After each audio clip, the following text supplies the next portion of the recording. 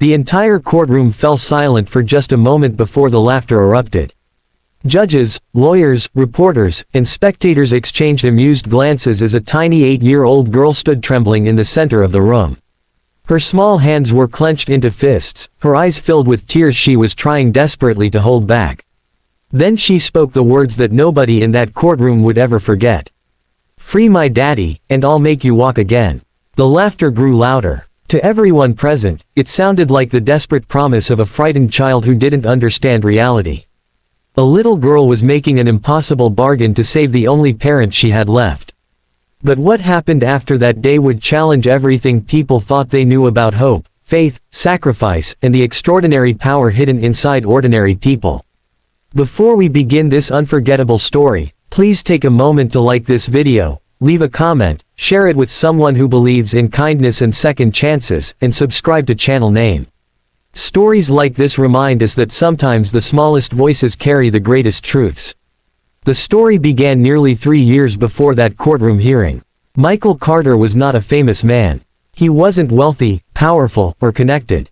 He was simply a father. At 37 years old, Michael worked long hours repairing heating and cooling systems around the city. His hands were rough from years of labor. His clothes often smelled of dust and machine oil. Most people passed him on the street without noticing him. But to one little girl, he was the entire world. His daughter Emma had been only 5 years old when tragedy struck their family. Michael's wife, Sarah, had been driving home from work during a heavy storm when a truck lost control on a slippery highway. The accident took her life instantly. One moment Michael had a family. The next, he was a widower standing in a hospital hallway trying to explain to a crying child why her mother wasn't coming home. The months that followed were the hardest of his life. Every morning he woke before sunrise. He made breakfast, braided Emma's hair as best he could, packed her lunch, worked 10-hour shifts, returned home exhausted, then spent the evening helping with homework, reading bedtime stories, and pretending everything was okay. The truth was that nothing was okay. Bills piled up. Medical debt from Sarah's final hospital expenses lingered. The house needed repairs. Sleep became a luxury. But Michael never complained, because every time he looked into Emma's eyes, he remembered his promise to Sarah. No matter what happened, he would take care of their daughter. And he did. For years, Emma grew into a bright, compassionate little girl who seemed far wiser than her age. Teachers often remarked about her unusual kindness. When classmates felt lonely, Emma sat beside them. When someone forgot lunch, Emma shared hers.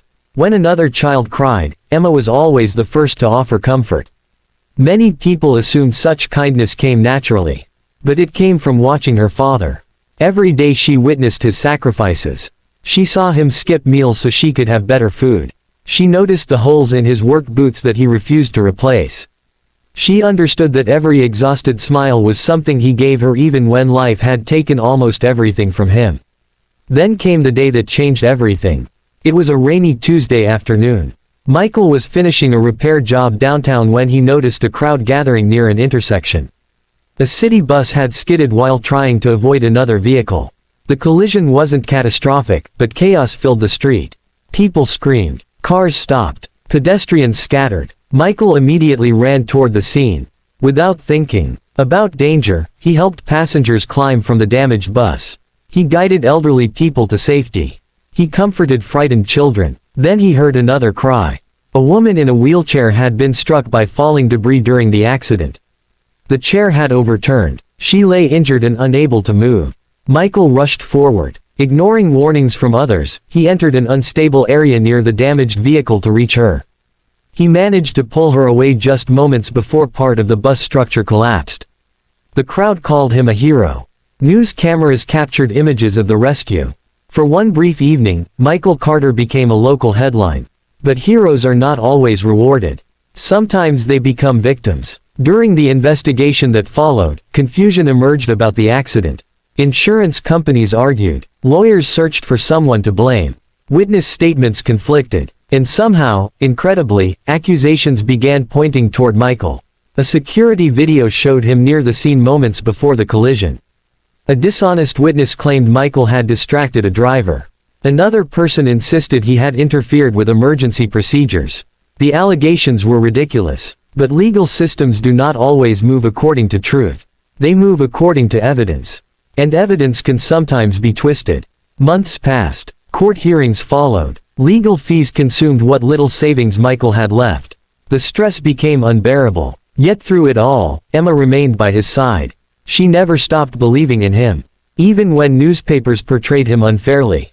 Even when neighbors whispered. Even when friends quietly disappeared. Emma stood beside her father and told everyone the same thing.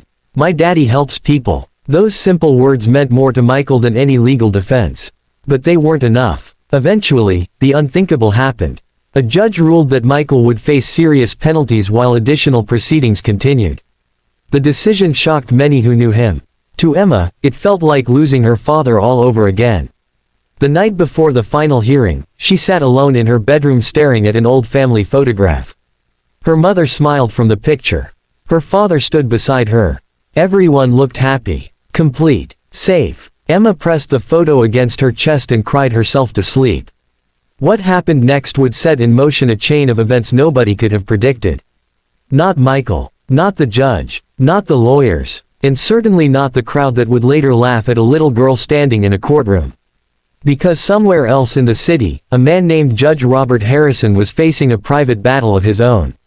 For years, a severe neurological condition had slowly stolen his ability to walk. Doctors had tried countless treatments.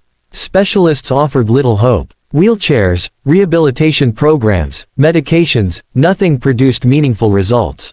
Judge Harrison had accepted a painful reality. Some losses cannot be reversed.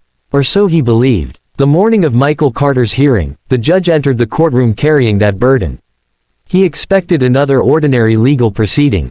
Instead, he was about to encounter a child whose courage would challenge everything he thought was impossible. And when Emma finally stood up and made her astonishing promise, "Free my daddy, and I'll make you walk again," the courtroom laughed. But destiny wasn't laughing. It was only beginning. Continue.